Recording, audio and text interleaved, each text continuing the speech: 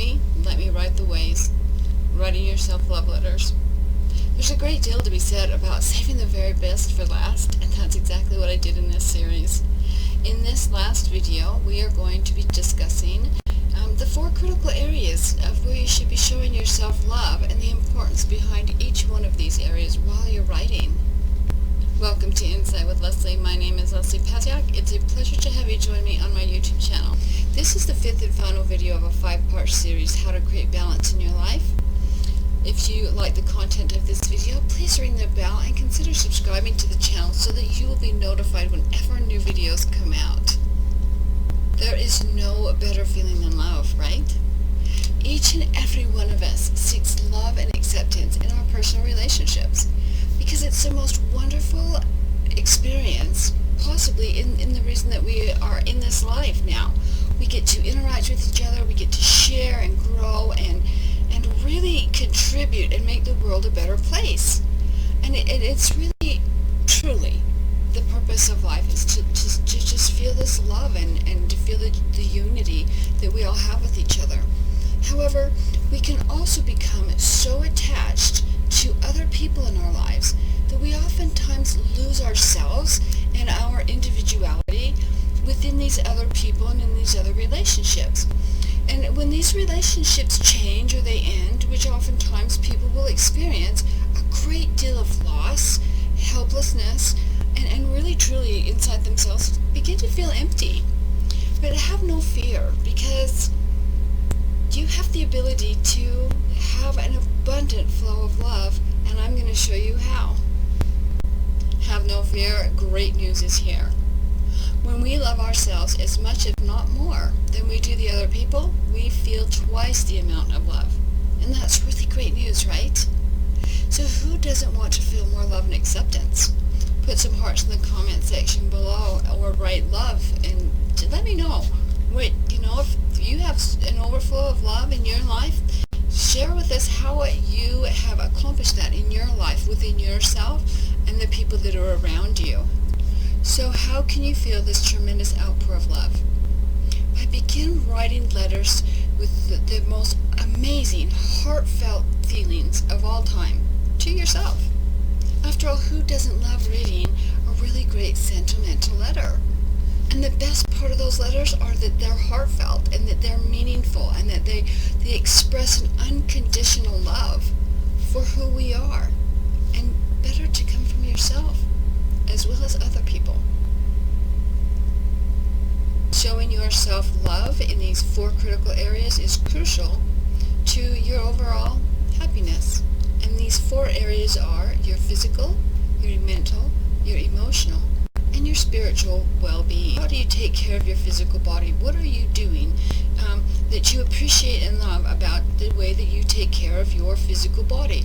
Are you dressing well and are you eating well? Are you exercising?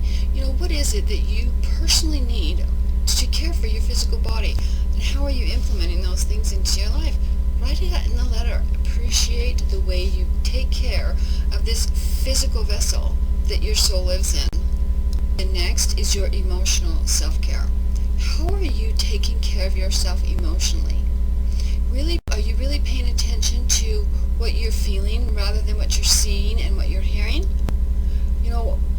What is it within your emotions? Are you feeling more joy than sadness? Are you feeling more? Do you look for more happy feelings in your life? More excitement, more enthusiasm? How are you taking care of yourself emotionally? Put that in your letter. The 3rd is your mental self-care. How are you taking care of yourself mentally? This is really one of the golden keys to our well-being, because monitoring our thoughts as if our life depended on it is really essential, because really our life does depend on it. Whatever we think, we end up feeling, and which guides our actions, which ends up with the results in our life. So how are you taking care of your mental well-being? Are you really mindful with your thinking? Put it down in the letter. I really think good thoughts. I look for the future. I'm setting affirmations.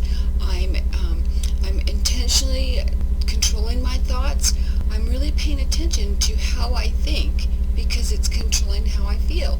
Write that down in your letter. Fourth and final area is within your spirit and your soul. Now this is the part where it gets really exciting, because if we become more aware of how our emotions are actually our GPS, it's like this really cool GPS guidance system that's built into our bodies, that our higher source or our higher power, God, whatever you refer to it as, gave to us. And you could really begin to find this unconditional sense of self by testing out this really neat GPS system that we have within our emotional system.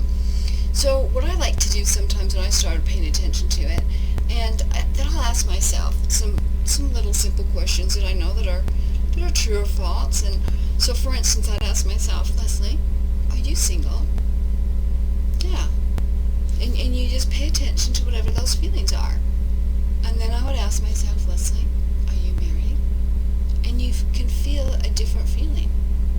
You can feel it when it's off, when it's lining up with your true self and within your personal unconditional self. You'll know what's right and what's wrong by using this internal GPS system. And you can really tell the difference. Now, if you're new to tuning in to yourself in this May, I suggest really becoming an expert on your own guidance system, and start out small with little things that that are familiar, and then really get in touch with whatever it is you're feeling. And this system can be so powerful, and it especially is powerful if you are an individual that believes in your higher source, or is trying to connect to God through prayer or through meditation. If you really start looking at these things and lining up with your unconditional self, the answers will just start coming to you and flowing to you. And it's not that they don't already, it's just that we can't hear them until we line up with that true, unconditional, loving self that's within us, all of us. And once you line up with that, the answers will come to you like you cannot believe. Truly, it really does happen. So now that you have these 4 areas of your life and you're going to start writing your letter, this is a really great thing. And so let me share with you the letter that I would write to myself. For instance, I would begin, Dear Lesley. I'm going to read it to you because I did a little bit of a letter to myself. Dear Lesley, so often I forget to stop and realize just how truly amazing you are.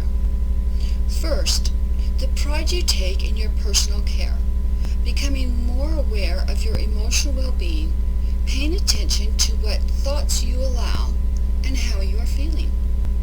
Your life has not ever been easy. In fact, your challenges have been much greater than most.